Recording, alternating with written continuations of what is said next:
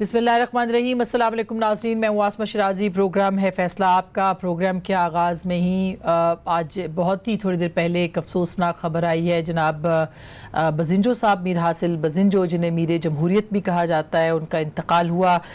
पाकिस्तान से एक बाब का ख़ात्मा हुआ। और ये बाब जो कि जमहूरियत से, जमहूर से वाबस्ता, आइन से वाबस्ता, आइन परस्ती से वाबस्ता, पाकिस्तान से वाबस्ता, पाकिस्तान की सियासत से वाबस्ता, और यकीनी तौर पर जो जद्दोजहद जनाब हासिल बजिंजो साहब ने की है वो कभी भी फरामोश नहीं हो सकेगी। अभी भी आखिरी दमों तक वो पाकिस्तान के अंदर जमहूरियत की सरबुलंदी के लिए, आइन की सरबुलंदी के लिए अपना किरदार अदा करते रहे हैं। और पूरी कौम, ख़ास करके बलूचिस्तान, कराची से लेकर खैबर तक, सिर्फ बलूचिस्तान ही नहीं बल्कि तमाम पाकिस्तान इस वक्त सोगवार है। हम भी ताज़ियत पेश करते हैं पाकिस्तान की आवाम को। दूसरी जानिब थोड़ा ख़ित्ते की तरफ कर दें, और ख़ित्ते से पहले आज एक और भी यौम शहादत है, और वो है 49वां यौम शहादत पाक फ़िज़ाइया के जांबाज़ पायलट ऑफिसर राशिद मिन्हास का।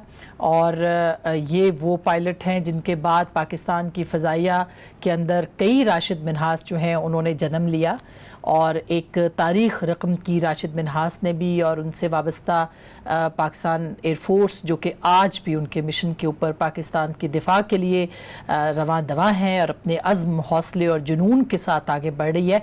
और फिर आपने देखा भी जो अभिनंदन वाला मामला हुआ था, उस पर पाकिस्तान के 2 जांबाज सिपाहियों ने, शाहीनों ने जिस तरह से जहाज़ गिराए थे और अभिनंदन को गिरफ्तार किया था, ये यकीनी तौर पर उन्हीं राशिद मिन्हास शहीद के नक्शे कदम पर चलते हुए हुआ, जिन्होंने आज के दिन अपनी जान आफरीन के सपुर्द की, अपने वतन पे वार दी। तो उनको भी हमारा सलाम।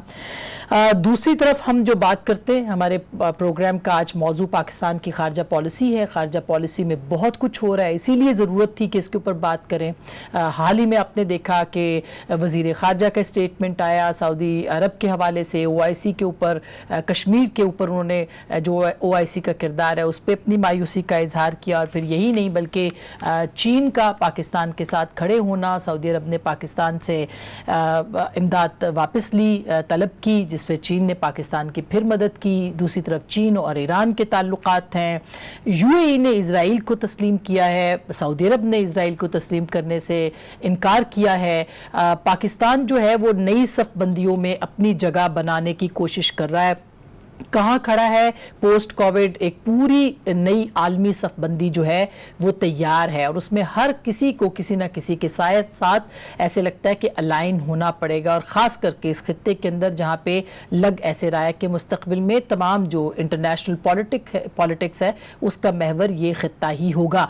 वज़ीर आज़म पाकिस्तान ने हाल ही में एक स्टेटमेंट दिया, और बहुत सारे शुकूक व शुबहात पाकिस्तान की फ़ॉरेन पॉलिसी के हवाले से जो थे उन्होंने वाज़ेह कर दिए, उन्होंने मुस्तरद किए, और एक लाइन ऑफ एक्शन जो है पाकिस्तान की फॉरेन पॉलिसी का वो उन्होंने बताया है। अब जो कामरान खान साहब को उन्होंने इंटरव्यू दिया है उसमें उन्होंने इसराइल को तस्लीम ना करने का भी ऐलान किया है, कैटेगोरिकल ऐलान उन्होंने किया। और उसके साथ साथ ये भी कहा कि अब हम चाइना के साथ जो है हम अपने रवाबित बनाने जा रहे हैं। सो लग ऐसे रहा है कि चीन और अमेरिका के 2 कैंप्स के अंदर पाकिस्तान चाइना की तरफ अपना झुकाव दे चुका है। तो क्या अमेरिकी कैंप से निकलना पाकिस्तान के लिए बहुत आसान होगा, जबकि पाकिस्तान के बहुत से देरीना जो दोस्त हैं वो अमेरिका के साथ खड़े हैं। हिंदुस्तान के अंदर भी इन्वेस्टमेंट चल रही है, अमेरिका की भी, इजराइल की भी, और सऊदी अरब ने भी, हमारे भाई हैं वो भी, लेकिन उनकी तरफ से भी एक इन्वेस्टमेंट वहाँ पे हुई है, ऐलान हुआ है। सो अब क्या होगा इसके ऊपर पहले लेकिन प्राइम मिनिस्टर का वो ऐलान सुन लीजिए जो कि फॉरेन पॉलिसी के हवाले से उन्होंने किया है, ज़रा सुनिएगा। सो क्या होने जा रहा है पाकिस्तान के हवाले से, खित्ते के हवाले से बात करेंगे। आज हमारे साथ मौजूद हैं जनाब सलीम साफ़ी साहब, मारूफ तज्जिया निगार हैं, सीनियर सहाफ़ी हैं, कॉलम निगार हैं, अपना प्रोग्राम पेश करते हैं, बहुत बहुत शुक्रिया।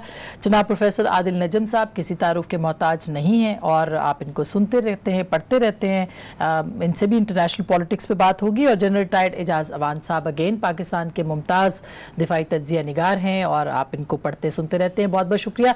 जन साहब आपकी तरफ ही आना चाहती हूँ सबसे पहले, क्योंकि एक लाइन ऑफ डायरेक्शन हमें नज़र आ गई है वज़ीर आज़म के स्टेटमेंट के बाद। आपको क्या लगता है कि क्या पाकिस्तान जो है, एक तो खित्ते की इन्वायरमेंट, उसमें चीन की तरफ उसका झुकाव बढ़ गया है और 2 कैंप्स जो बन गए हैं उसमें पाकिस्तान ने ऑप्ट किया है कि वो चाइना के साथ ही रहेगा और फ्यूचर चाइना के साथ वाबस्ता है? थैंक यू वेरी मच आसमा। बात यह है कि पाकिस्तान पहले भी किसी न किसी कैंप में रहा है। जब कोल्ड वार थी तो हमारा झुकाव अमेरिका की तरफ था, जबकि उस वक्त चाइना ने कोई वाज़ेह पोजीशन इख्तियार नहीं की हुई थी और वो मुआशी एतबार से एक मजबूत कुव्वत नहीं समझा जाता था। तो USSR और अमेरिका के दरमियान एक कोल्ड वार थी और हम अमेरिकन कैंप में रहे और 60s में ये काम शुरू हुआ, लेट 50s में, और 60s में फिर अपनी पीक पे गया और till war on terror, Afghanistan की जंग तक हम बड़ी वाज़ेह पोजीशन लेके अमेरिका के साथ ही रहे। उसमें क्या खोया क्या पाया ये एक बहुत लंबी तारीख है। लेकिन अब जो रीअलाइनमेंट हो रही है दुनिया में, चाइना के साथ हमारे बड़े गहरे ताल्लुकात हैं, उनके साथ हमारी स्ट्रेटेजिक अलायंस है, उनके साथ हम बॉर्डर शेयर करते हैं, रेल रोड लिंक बन रहा है। रोड लिंक तो बहुत पुराना है जो एग्जिस्ट करता है, और इंटर ऑपरेबिलिटी जो आर्मी की है, हम दोनों इस तरह आपस में जुड़े हुए हैं कि चाइना हमें रीइंफोर्स करता है मिलिटरीली और हम स्ट्रेटेजिकली चाइना की पोजीशन को रीइंफोर्स करते हैं। और सीपेक, ये जो सीपेक का प्रोजेक्ट है, इसको अगर देखें तो चाइना के लिए ये एक लाइफ लाइन है, उनकी सर्वाइवल भी इसी में है, क्योंकि साउथ चाइना सी और ईस्ट चाइना सी में उनके लिए बहुत मुश्किलात पैदा की जा रही हैं अमेरिका की तरफ से।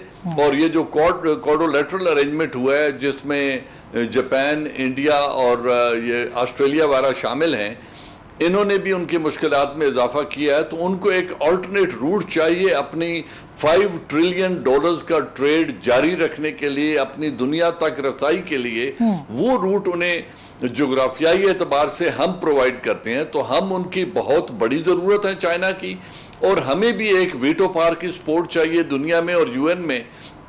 और मुआशी एतबार से भी हम अपनी इंडिपेंडेंस की तरफ बढ़ रहे हैं, हम मुआशी तौर पे ग्रो करना चाहते हैं, और ये वो वाहिद कंट्री है जिनके साथ हमने अपनी स्ट्रेटेजिक डायरेक्शन का इंतखाब कर लिया है, जब हम सीपैक और गवादर के पोटेंशियल को ऑप्टिमाइज करना चाहते हैं। और दूसरा जो रीजनल डेवलपमेंट्स हो रही हैं अभी, जिस तरीके से एक दुनिया के मोस्ट सैंक्शन कंट्री जो ईरान है, उसकी तरफ जो चाइना ने हाथ बढ़ाया बड़ा दलेरी से, $400 बिलियन का एक एग्रीमेंट साइन किया है और 25 बरस तक के लिए ये एग्रीमेंट है, और तेल और गैस वो युआन में खरीदेंगे, डॉलर्स में नहीं खरीदेंगे। ये एक बहुत बड़ी रीजनल डेवलपमेंट है। अफगानिस्तान से अमेरिका अपना बोरिया बिस्तर लपेट रहा है और चंद माह में निकल जाएगा। उसके बाद जब अफगानिस्तान का अमन कायम होता है तो सीपैक एक ऐसा हब बनेगा जिसमें सेंट्रल एशियन स्टेट्स, रशिया और ईरान भी वहां तक रसाई हासिल करेंगे, और चीन का ट्रेड हमारे जरिए इन तमाम मुल्कों तक आगे बढ़ेगा, जिसके हमें डायरेक्ट फवायद हैं। तो इस मौके पर अगर हम शशो पंज में रहे, कोई वाज़ेह पोजीशन इख्तियार ना की, तो मेरे ख्याल में हम चाइना को भी डिसअपॉइंट करेंगे और अपना नुकसान भी उठाएंगे। इसलिए मेरे ख्याल में पाकिस्तान ने बड़ा सोचा समझा फैसला किया है और बहुत टाइम पे किया है। बिल्कुल अब ये आलमी जो बिल्कुल आपने जैसे बहुत अच्छा ओवरव्यू आपने पेश कर दिया, एक दायराना जायजा पेश किया है। लेकिन आदिल नजम साहब, ये कितना आसान होगा पाकिस्तान के लिए कि वो चाइना के कैंप में चला जाए, जबकि हम तकरीबन 70 साल नहीं तो 60 साल तो हम अमरीकी कैंप में रहे हैं और हमारे बहुत सारे मफादात भी उनके साथ वाबस्ता रहे। तो अब पाकिस्तान ने एक वाज़ेह शिफ्ट लिया है, पैराडाइम शिफ्ट, और अभी का नहीं है। जरदारी साहब की गवर्नमेंट, पीपल्स पार्टी, PMLN और अभी खान साहब ने उसको कंटिन्यू किया है। तो कितना आसान होगा कि आप अमरीकी कैंप को रिजेक्ट कर दें? मेरे ख्याल में आसान बिल्कुल नहीं होगा, और मेरी उम्मीद ये है कि हमने किया भी नहीं है। ये मेरे ख्याल में स्टेटमेंट उतनी कैटेगोरिकल है नहीं जितनी हम इसको समझ सकते हैं। मेरी जो दुआ ये है कि पाकिस्तान के कैंप में आ जाए, क्योंकि 70 साल बाद हमें अपना कैंप बना लेना चाहिए जिसमें कम से कम हम तो मौजूद हो। कहने का मकसद ये है कि आई थिंक पाकिस्तान, ये जो दुनिया का, जिस तरह बिल्कुल जनरल साहब ने सही कहा कि बहुत सारा ये तगय्युर है, ये कोई मुकम्मल नहीं हो गया, तो अभी फैसला करने की कोई इतनी जल्दी भी नहीं है। मुझे वजीर आजम की स्टेटमेंट में ये कहीं नजर नहीं आया कि वो कहते हैं जी कि हम अमेरिका से कुट्टी कर, वो सिर्फ ये कह रहे हैं कि हम चीन को नहीं छोड़ने लगे जो अमेरिका आपको पुश कर रहा है। सो ये जो तब्दीलियां हैं ये होती रहेंगी और पिछले कुछ सालों से होती रही हैं, और ये साफ जाहिर है कि दुनिया एक तगय्युर के अमल में है। उस तगय्युर के अमल में जब इतनी तब्दीली हो रही है और आप एक मुश्किल इलाके में भी हैं और आप पे पुश एंड पुल आ रही है, मुस्लिम ममालिक से आ रही है, चीन से आ रही है, अमेरिका से आ रही है, आपका अपना जो नेबरहुड है वो बिखरा हुआ है, उसमें मेरे ख्याल में ना तो जरूरत है बहुत जल्दी में ये कहने की कि जी तुम आउट और अब मैं इसकी टीम में हूं, और ना ही चीन हमें कह रहा है। अगर कोई प्रेशर है तो वो अमेरिका की तरफ से है कि वो लोगों को चीन से थोड़ा अलग रखना चाहता है। उस हवाले से ये स्टेटमेंट इसलिए अहम है कि मैं स्टेटमेंट को ऐसा रीड करना चाहूंगा कि वजीर आजम ने कहा कि यार हम चीन को नहीं छोड़ने लगे। अब हम अगर अपने कैंप में हैं तो अमेरिका से के साथ भी अगर बात होती है तो होने दो, लेकिन ये अभी हम उस कोल्ड वॉर में नहीं आए। जिस तरह देखें जब कोल्ड वॉर थी तब आपको एक साइड चूज करनी पड़ती थी, और मेरे ख्याल में दुनिया को तशवीश ही ये है कि कहीं ये ना हो जाए कि मुल्क ये समझे कि जनाब एक साइड चूज करनी है, चूज करने का मतलब ये दूसरी साइड छोड़नी है। यही अमल बिल्कुल जो है सऊदी अरेबिया के साथ भी है कि क्या हमें चूज करना पड़ेगा कि हमारा जो यार है वो ईरान में है या सऊदी अरेबिया में है।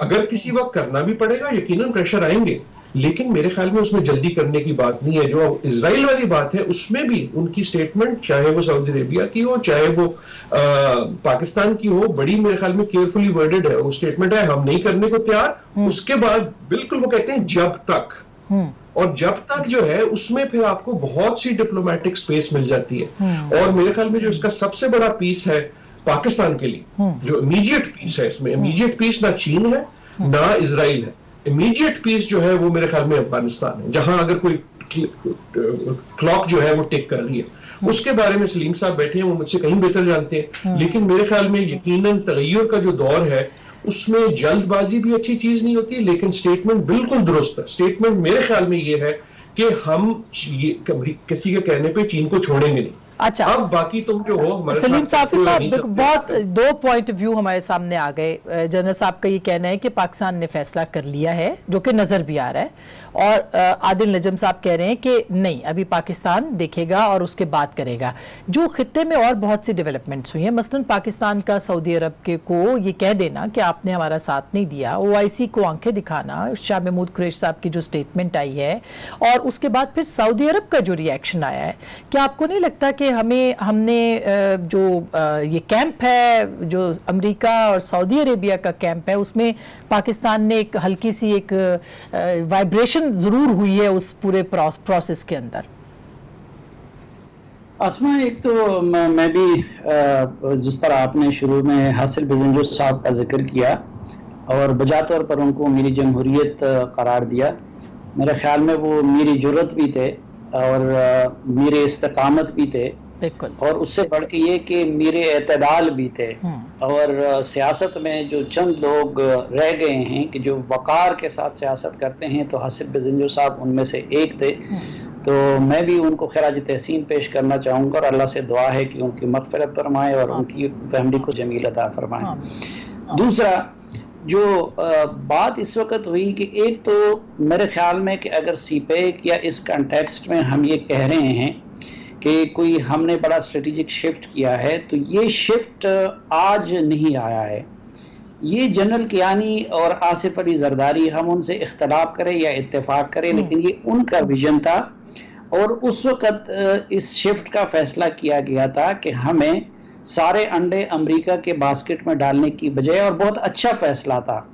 आप देखें कि जब जरदारी साहब पहली मरतबा रशिया जा रहे थे तो हिलरी क्लिंटन ने फ़ोन करके उनको बाकायदा धमकी दी थी, लेकिन उसके बाद भी वो वहाँ चले गए। इसी तरह जरदारी साहब ही ने गवादर सिंगापुर की कंपनी से वापस ली, और उसमें कुछ ज़ाती दोस्तों को, मतलब मैं आज नाम भी लेना चाहूँगा कि मलिक रियाज और AK डेडी से उन्होंने उनको वो जुर्माने की रकम अदा करवा दी और उसको चाइना को दे दिया।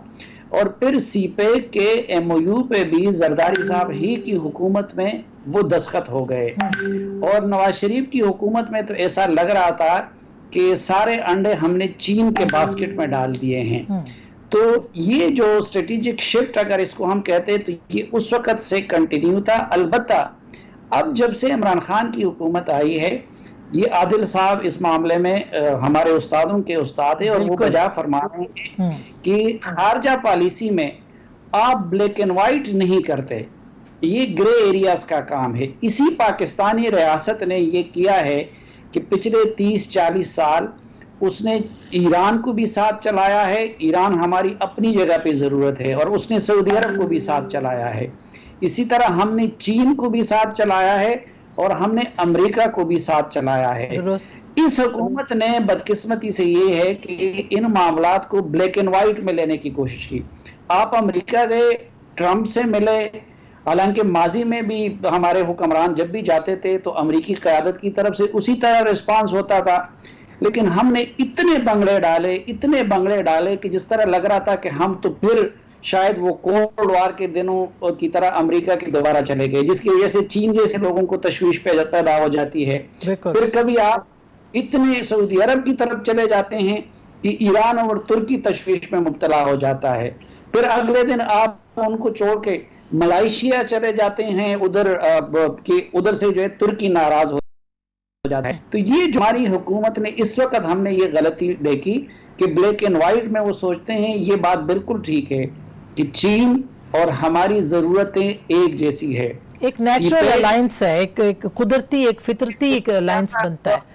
इसके जो जनरल साहब ने फरमाया कि साउथ चाइना सी में उसके लिए जो मुश्किलात बनी हैं, तो उसके कंटेक्स्ट में उसकी भी ज्यादा जरूरत है, लेकिन इसका मतलब ये नहीं होना चाहिए कि इस वक्त अमेरिका के मुकाबले में चीन आ गया है, लेकिन अभी तक कई चीजों में वो अमेरिका का मुतबादिल नहीं बना है। हमें अमेरिका को भी अपने ऊपर बरहम नहीं करना चाहिए और हमें चीन के एतमाद को भी ठेस नहीं पहुंचाना चाहिए। बहुत इंपॉर्टेंट बात आपने की, लेकिन अब लगता है ऐसे है कि जैसे दोस्तों के जी साहब दोस्तों के दोस्त और दुश्मनों के दुश्मन के साथ जो है वो रवाबित बनाने का वक्त आ रहा है। पाकिस्तान को भी जाहिर है कि कश्मीर के ऊपर जो स्टेटमेंट दी, लगता है ऐसे है कि ये हो रहा है। फिर यूएई ने जो इजराइल के साथ इब्राहिम एग्रीमेंट किया है, उसकी अपनी एक सिग्निफिकेंस है। आदिल नजम साहब ने बिल्कुल सही पॉइंट आउट किया कि हमने कैटेगोरिकली तो कहा है, हमने ये तो कहा है, लेकिन जब तक का लफ्ज़ जो है वो क्या रखता है मानी, इस पे हम एजाज अवान साहब का और उनका भी पॉइंट ऑफ व्यू लेते हैं। एक छोटी सी ब्रेक, वापस आएंगे, हमारे साथ रहिएगा।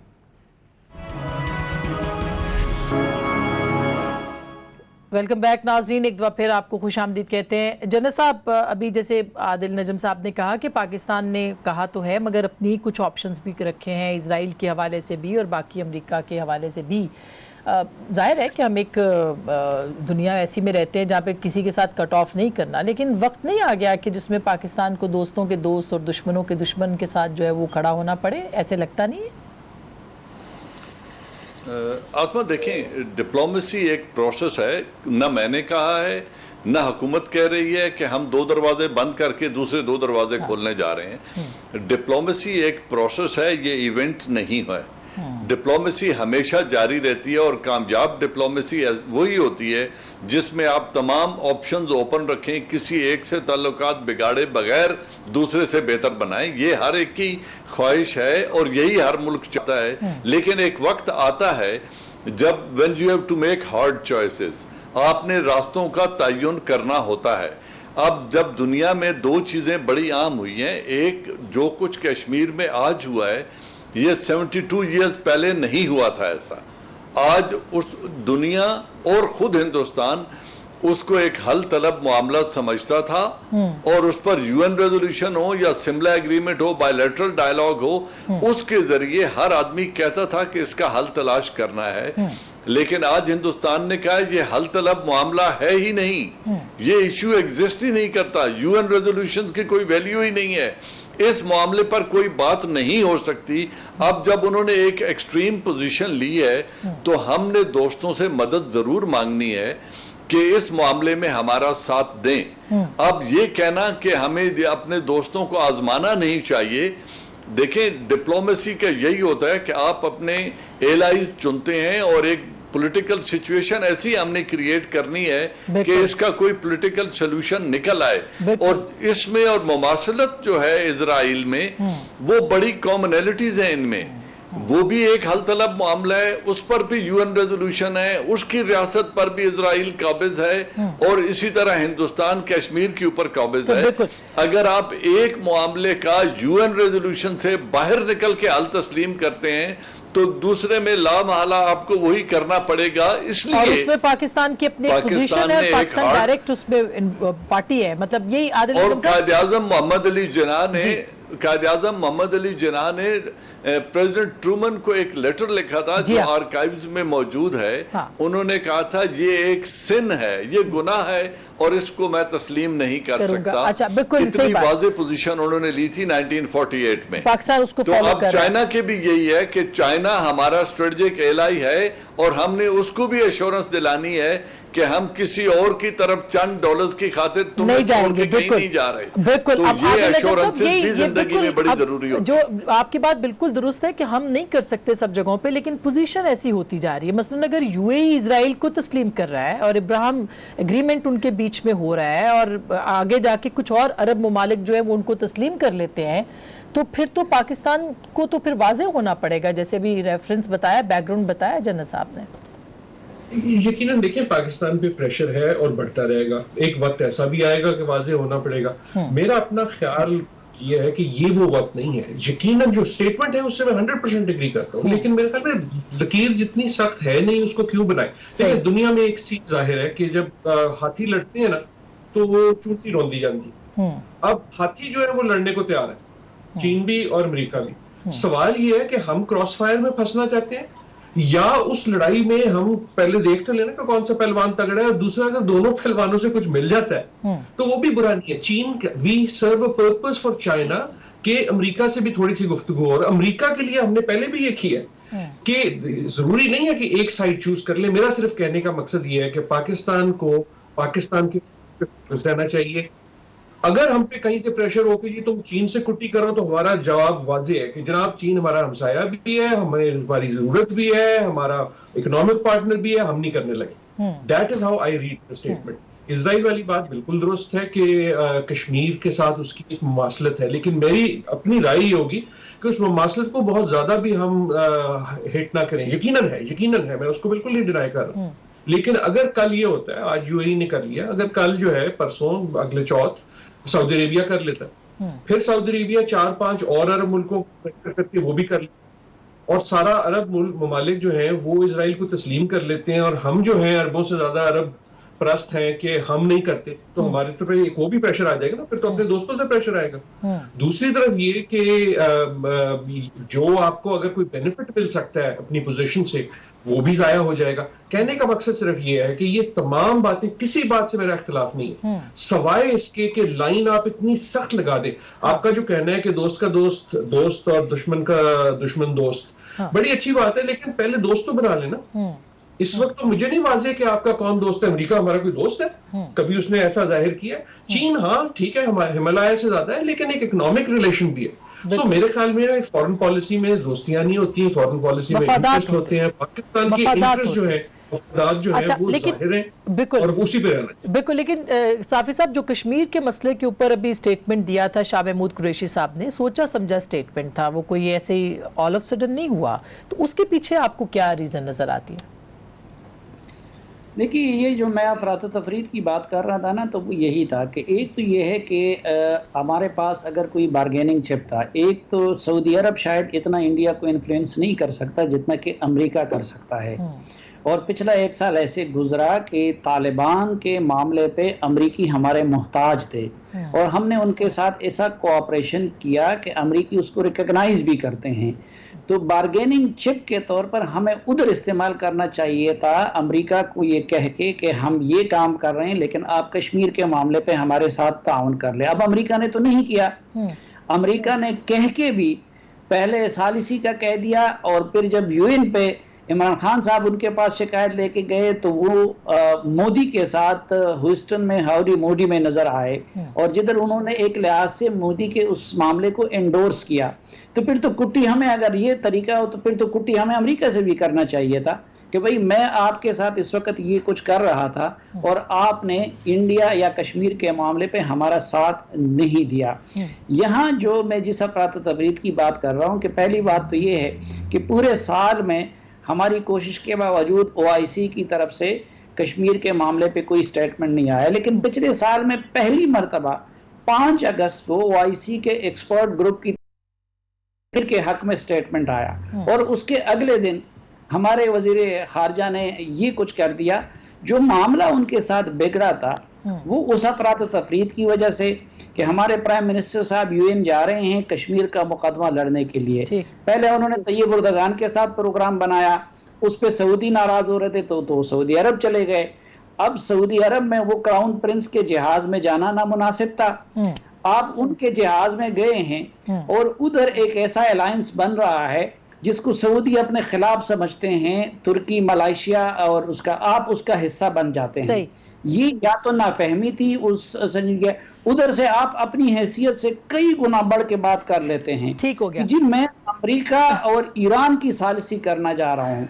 अब सऊदी अरब की तो पॉलिसी यही है कि वो किसी तरीके से अमेरिका, अच्छा बिल्कुल, लेकिन अब आगे देख रहे हैं ना, अब तो चले एक डायरेक्शन नजर आ रही है। अब तो प्राइम मिनिस्टर ने बड़ा कैटेगोरिकल चीजें जो है वो वाजे भी की है। मैं छोटी सी ब्रेक लूंगी, लेकिन हाल ही में DGISI और आर्मी चीफ भी इस पूरे तनाव के बाद सऊदी अरब गए थे और उनको मनाने की या जो भी कोशिश है वो हुई है। क्या तलखी कम हो सकी है सऊदी अरब और पाकिस्तान के बीच में या नहीं? एक छोटी सी ब्रेक के बाद इस पर बात करेंगे, हमारे साथ रहिएगा।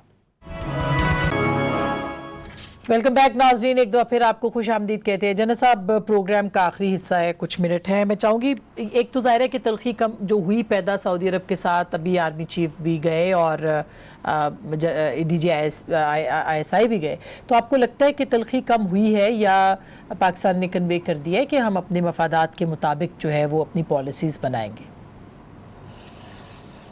आसमा देखें, डिप्लोमेसी में मिलिट्री डिप्लोमेसी भी एक बड़ा अहम जुज होती है और 4-5 ममालिक ऐसे हैं जिनमें मिलिट्री डिप्लोमेसी स्टैंड आउट करती है और बड़ा अहम किरदार अदा करती रही है। चाइना, USA, टर्की और अफगानिस्तान और सऊदी अरेबिया के साथ मिलिट्री डिप्लोमेसी का हमारे कनेक्शन बड़े मजबूत रहे हैं और आज तक हैं। लिहाजा ये उसी तलखी को दूर करने के लिए मैं समझता हूँ हमारी हुकूमत की एक कोशिश थी कि मिलिट्री डिप्लोमेसी को भी एक्सरसाइज किया जाए और ये जो भी कुछ डिस्टेस्ट पैदा हुआ है इसको बेहतर करने की कोशिश की जाए। फेंसेस को अगर कोई आया है ब्रेक तो उनको मेंड कर दिया जाए। अब कितनी बड़ी कामयाबी इनको हुई है ये आने वाले वक्तों में पता चलेगा कि इनको कोई कामयाबी हुई या नहीं हुई, और अगर हुई है तो किस हद तक के तलखी को कम करने में कामयाब हुए हैं। मेरे ख्याल में आगे जाकर वाज़े बात हो जाएगी। बिल्कुल। आदिल नजम साहब, आपको क्या लगता है हमारी पॉलिसी? एक तो आपने बताया, लेकिन हमें रीजनल फोकस हमारा ज्यादा होना चाहिए क्योंकि रशिया, चाइना एंड जो भी पूरे सूरत हाल खित्ते में बन रही है वो हमारे लिए ज्यादा बेहतर नहीं होगा? जी देखिए, हम यहाँ बैठे हुए हैं, हमारा जो मोहल्ला है, हमारे इर्द गिर्द का जो इलाका है और जो दुनिया है, वो जैसे कि हमने कई बार इसमें जिक्र किया है कि वो एक तगय्युर के अमल के बीच में है और रहेगी। और ये एक हफ्ते की या एक महीने की या एक साल की भी बात नहीं है। तो मेरे ख्याल में जो सऊदी अरेबिया का भी आपने जिक्र किया, वो ना ये दूसरे ममालिक हमें छोड़ना चाहते हैं, बिल्कुल, ना हमें छोड़ना चाहते हैं, और ना हमें छोड़ना चाहिए। एग्जैक्टली, ना छोड़ना चाहिए। बिल्कुल, हमें मेरा एक्सपेक्ट मैं ये करूंगा कि एक अब स्टेबिलिटी की सियासत आपको नहीं मिलेगी कुछ साल, अब आपको ये तगय्युर की सियासत ही मिलेगी और उसमें होगा ये कि कभी प्रेशर आएगा, उस प्रेशर को रिलीज करना होगा, कोई नाराज हो जाएगा, उसको मनाना होगा, कभी आप नाराज हो जाएंगे, कोई और आपको मना लेगा। लेकिन ये जो अलायंस वाली पॉलिटिक्स है उसमें कमजोर मुल्क होना कोई अच्छी बात तो नहीं होती, लेकिन कई मुल्कों को हमारी जरूरत है, हमें वी शुड बी रेडी कि हम इस किस्म की डिप्लोमेसी करते रहे। बिल्कुल। साफी साहब, लास्ट वर्ड सर, हम क्या करेंगे आपके नजदीक? एक तो हमें ये करना चाहिए कि वजारत खारजा को फाल बनाना चाहिए। पिछली हुकूमत में वजीर खारजा नहीं थे, इस हुकूमत में वजारत खारजा नहीं है। इस वक्त वजारत वजारत खारजा में कुछ नहीं हो रहा, न वजीर खारजा कुछ कर रहे हैं। मामूली चीज़ों के लिए उनको कहीं और से डिक्टेशन लेनी पड़ती है, एक जगह से भी दूसरी जगह। तो एक तो हमें अपने वजारत खारजा को बनाना चाहिए और फ़ाल करना चाहिए और उस समझदार लोगों से इनपुट लेना चाहिए। दूसरी बात कि हमें दूसरों के पड्डों में नहीं पड़ना चाहिए। बिल्कुल दुरुस्त बात। ना अपने आप को अंडर एस्टिमेट करके किसी मुल्क के कदमों में लगना चाहिए और न अपने आप को ओवर एस्टिमेट करके किसी को खामखा आंखें दिखानी चाहिए। बिल्कुल सही बात सर। साबिर साहब बहुत बहुत शुक्रिया, आपके इस जुमले ने, 2 जुमलों ने बड़ा मेरे लिए आसान कर दिया वाइंड अप करना कि पाकिस्तान को वजारत खारजा को फाल करना चाहिए और दूसरी तरफ अपने मफादात को देखना है। हमें इस पूरे खित्ते के अंदर ये देखना है कि पाकिस्तान के लिए, और जैसे आदिल नजम साहब ने फरमाया कि पाकिस्तान को पाकिस्तान के लिए अब सोचना पड़ेगा और पॉलिसीज़ बनानी पड़ेंगी। क्या पाकिस्तान जो है वो बनाएगा? बिल्कुल मुझे तो लगता है, मैं बड़ी पुरुमीद हूँ, जो हालिया स्टेटमेंट्स भी आई हैं और जो सूरत हाल है उसमें, कि पाकिस्तान ज़रूर इंशाल्लाह अपनी पॉलिसी बनाएगा। गुफ्तगू आपने सुनी, फैसला आपका।